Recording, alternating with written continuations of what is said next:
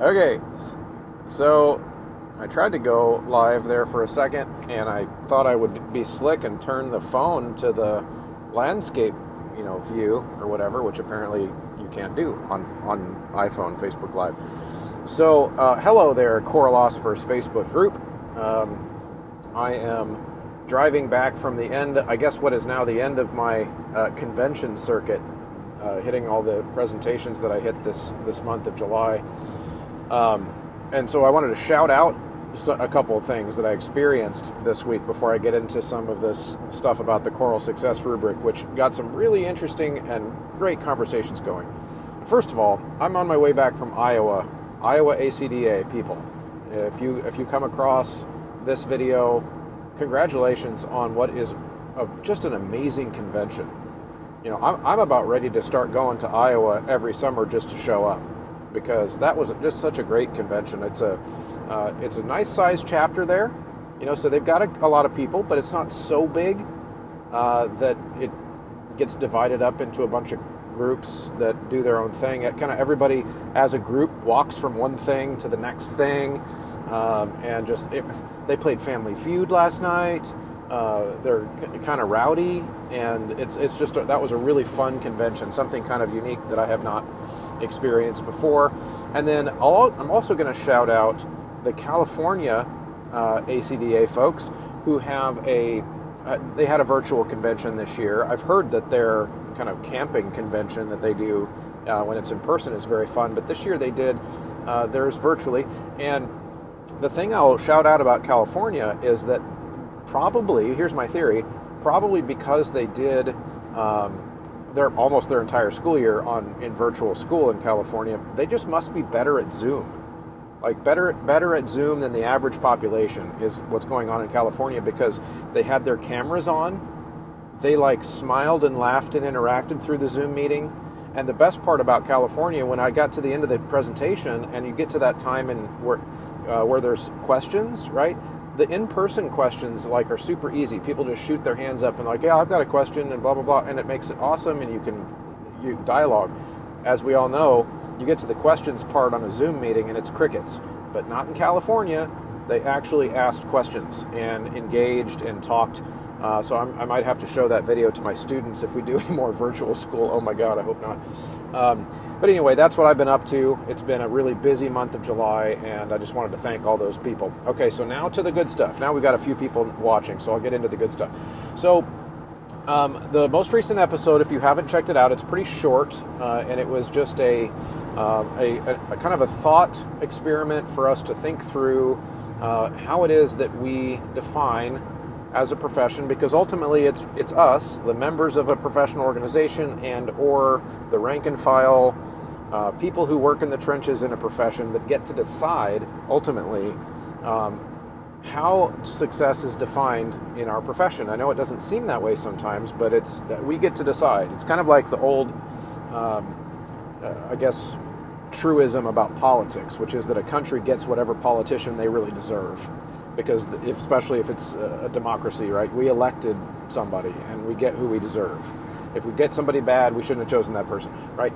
So it's kind of based on that concept, which is that if we want to build a better future in our profession, and we want to be able to figure out a way to elevate as many types of members of our profession as we can, so then that's kind of what that episode was about. So here are some things that I found interesting from some of the feedback.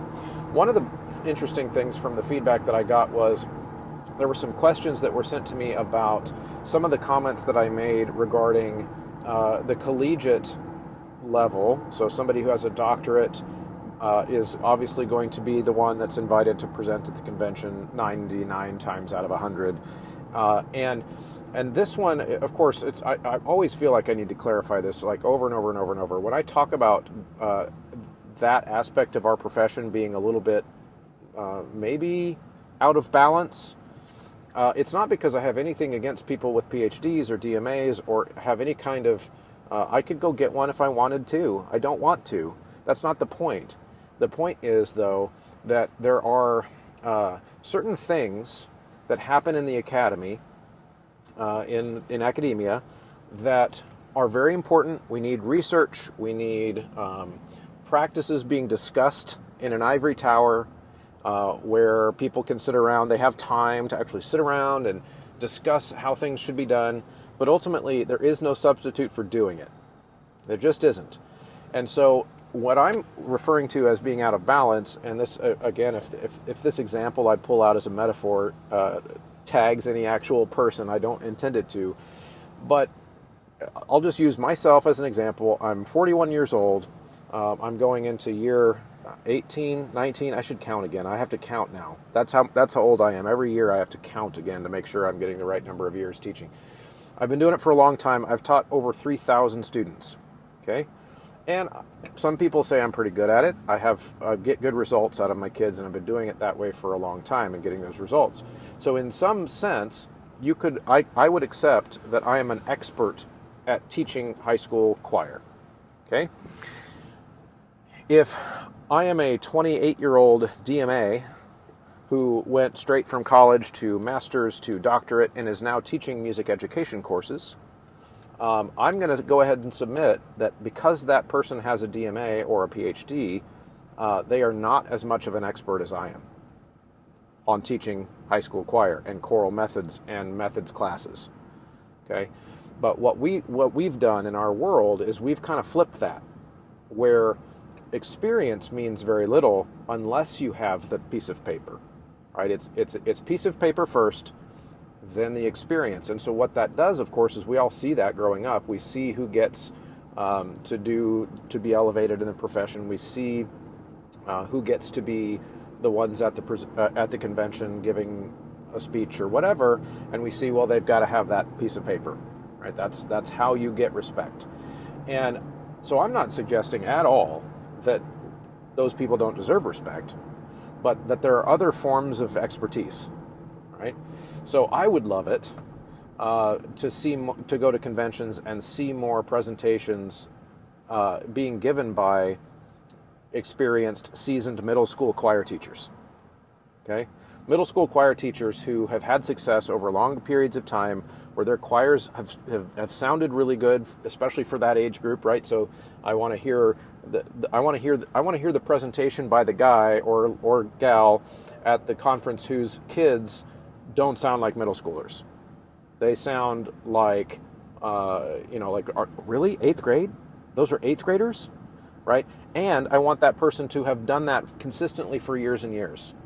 And I don't care if it's a bachelor's degree person. Because if that person has figured out some way to get kids that age to sound that good, I want to hear from them at a convention, and I want to hear about what they're doing. And I want to hear about it at a national convention. Because what is more valuable to a middle school teacher, and I'm using middle school as an example here because that's I hear this all the time for people. That's the one where there's like the least resources available to them. Because they're not quite elementary school choirs and their voices are changing, and that makes it tricky to talk about. But at the same time, they're smart enough to do some more advanced music, so they fall in this like weird middle category, right? So that's one of many examples. Or an elementary school choir. I talked about that. Yes, Maurice said, and people who are passionate about middle school. That's a good point, because how often do we hear, I teach middle school, but I'm going to try to. Until I can move up. That is a trigger phrase for me, is until I can move up. Move up where? What is up?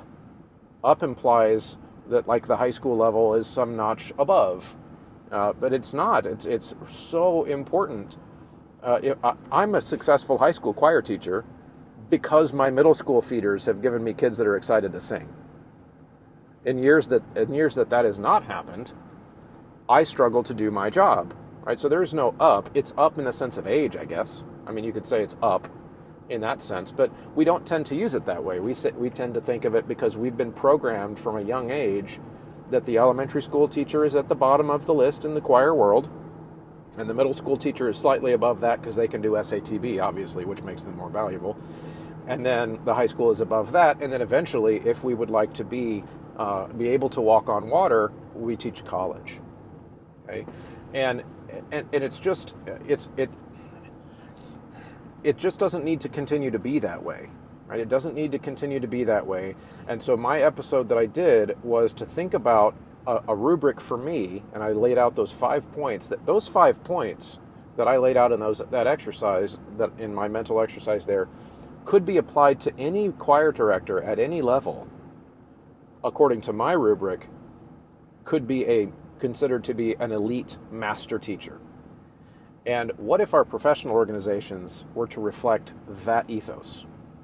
Right? What if we were to figure out a way to institutionalize that? So I can think of some examples of where, we tend to, in our professional organizations, we elevate.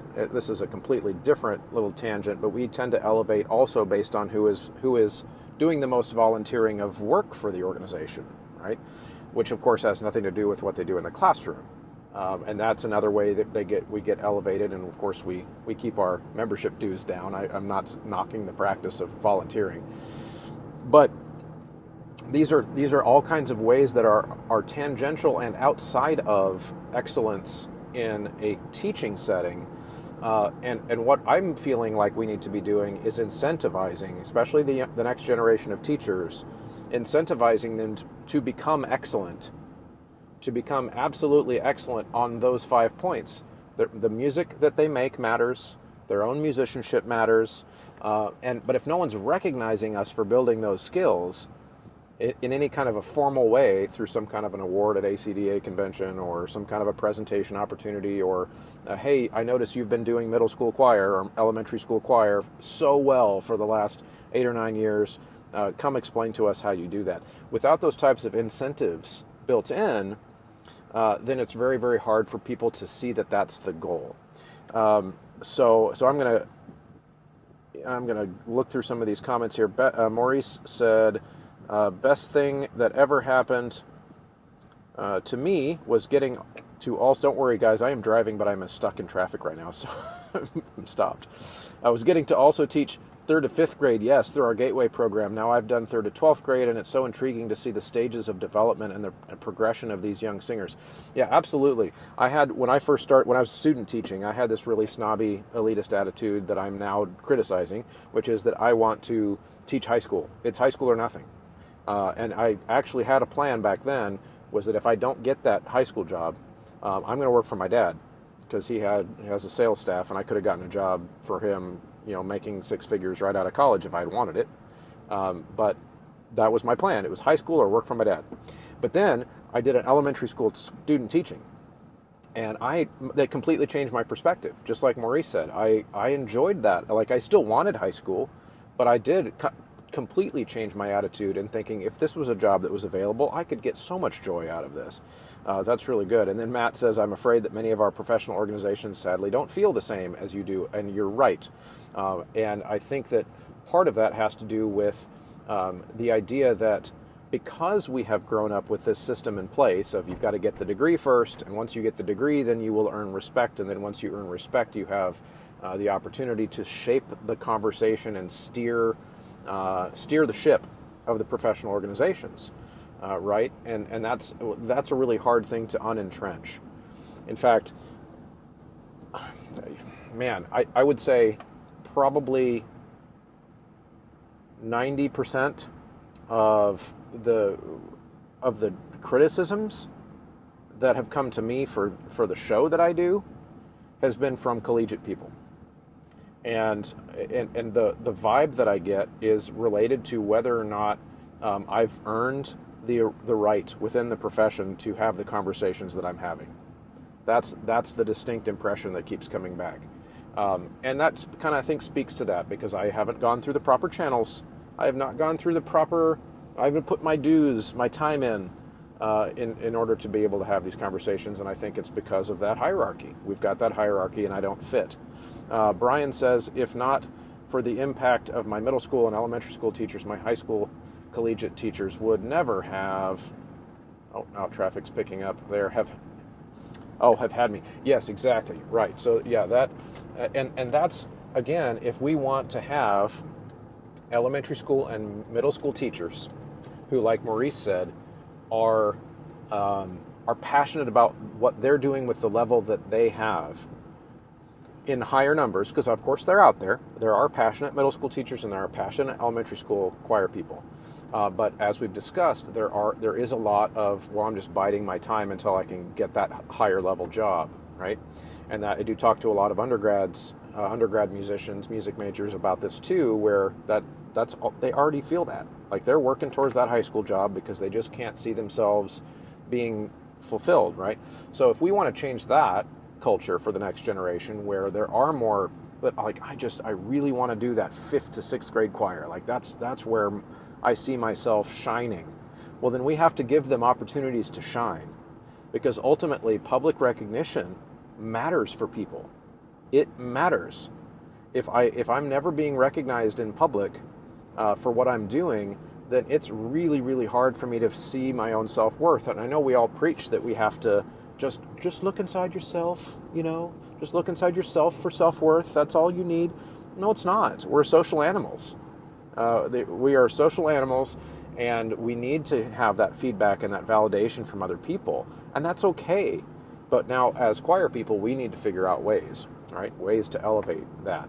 And so one of the things that I think is really important with this conversation is just that we're having the conversation, encouraging people to, within our own little local worlds, right?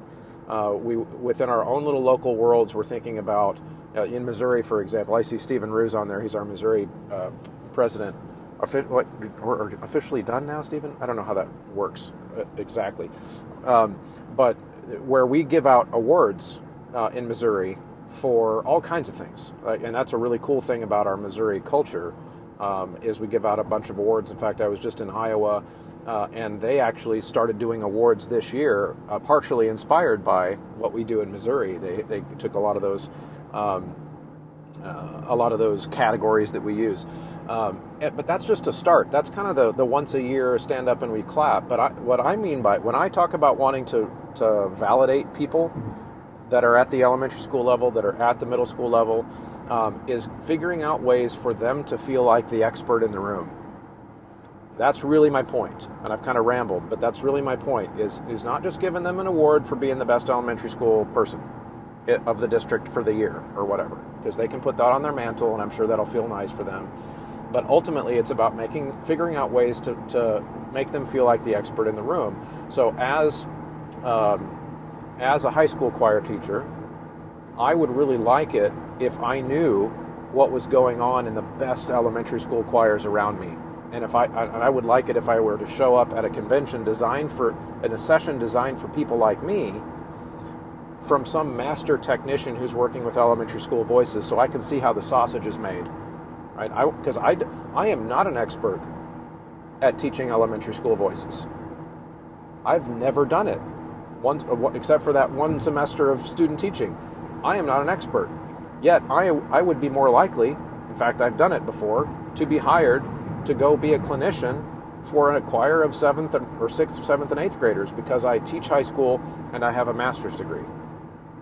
I am probably less qualified to go do that honor choir than many of the teachers that are working with them. Okay, so I think that's kind of where my mind is with this topic right now, where I would love to challenge us to be thinking about, it's okay for you to hire for your local honor choir somebody who doesn't have a doctorate. Sorry, collegiate people, I'm not trying to crowd in on your stuff, but I think this is something we need to rope our mind around and work our way through, and maybe think about rewarding the expertise for where it really is. Different kinds of expertise. I saw that comment go through the thread too. That's good. And it's expertise, like Matt said, expertise on paper, right? I think that there is no way, ultimately, and I'll conclude with this, I think, which is that there is no way to gain expertise as a student in a classroom. You can't be a student or you can't be an expert by getting a degree. Getting a degree is simply a step, like a starter block in a race. I'll be my Olympic tie-in here. It's a starting block at the beginning of the race You might choose to get that bachelor's degree and use that one starting block, or that master's degree. That's just another starting block. And then that PhD is still a starting block, because everything you're learning is theory. It's all theory until you go out in the classroom with actual live human children and start doing it and figuring out what works and what you thought would work while pretending to teach college students. Right? It's just a totally different thing. And so I would love to see those people propped up. And I'm going to, since I'm driving, I'm going to stop now and go back through some of your comments and respond when it's safe to do so. Thanks, everybody.